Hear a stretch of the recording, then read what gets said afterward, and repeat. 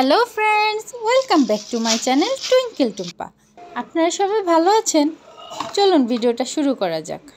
ভিডিওটি ভালো লাগলে চ্যানেলটি সাবস্ক্রাইব করে রাখবেন এবং বেল আইকনটি বাজিয়ে রাখবেন, তাহলে আমি ভিডিও ছাড়ার সাথে সাথে আপনার মোবাইলে নোটিফিকেশন চলে যাবে। গতকাল বাবা এসেছে, তাই সকাল সকাল শ্বশুর বাবা বাজারে গিয়েছে মাছ আনতে। দেখা যাক কি মাছ আনলো, চলুন দেখি। এখানে রুই মাছ এনেছে আর এনেছে চাপিলা মাছ। আমার শাশুড়ি মা ঢালতেছে। মাছগুলো বেশ বড় বড়ই দেখা যাচ্ছে। চাপিলা মাছটা কি হয়, অল্পতেই নরম হয়ে যায়, ঠিকমতো কাটা যায় না, কিন্তু এই মাছগুলো দেখা যাচ্ছে বেশ ভালো আর ফ্রেশ।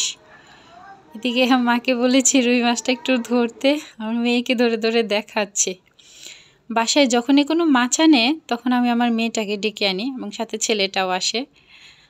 ওকে বলি যে মাছটা কি নাম, কেমন দেখতে, এগুলি ও ধরে দেখতে চায়, ওকে দেখতে দিই যাতে ও মাছটা চিনতে পারে। পুঁথিগত বিদ্যার বাইরেও তো কিছু শেখার আছে আমাদের।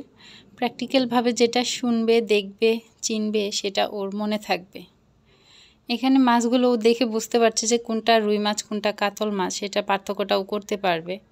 এমন অনেকেই আছে যারা মাছ দেখে বলতে পারে না এটা কী মাছ। আমরাই হয়তো বা অনেক মাছ আছে, নদীর মাছ এখনও চিনি না ঠিক মতো, কিন্তু মা বলে মাঝে মাঝে যে অনেক ধরনের মাছ আছে, কালীবাউস, রানী মাছ, এরকম অনেক মাছ আছে। এখন মাছগুলো আমি একটু পরিষ্কার করে নিচ্ছি, এভাবে আসলেগুলো উঠিয়ে নিলে সহজ হয়। ভালো করে পরিষ্কার করে আমি ধুয়ে নেব।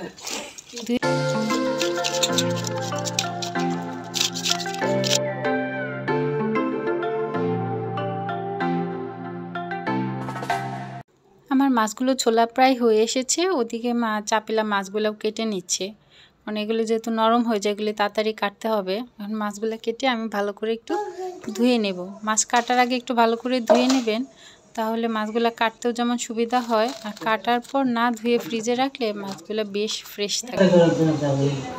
কই কাটবো? এখানে কাটবো না এখানে কাটবো? এখানে কাটবো।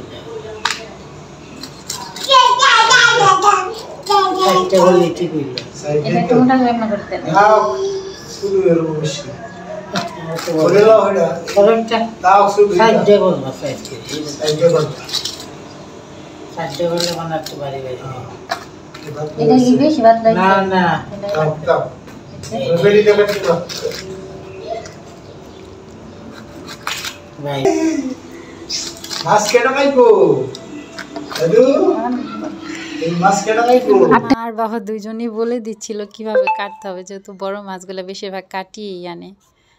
তারপরও ওনাদের কথা মতোই কেটে নিলাম মাছটা। এখানে আমি আরেকটা মাছ কেটে নিচ্ছি। এইভাবে কেটে নেবেন, পেটের এটা পুরোটা কাটবেন না, তাহলে দেখবেন পেটের সবগুলো একসাথে বেরিয়ে আসবে।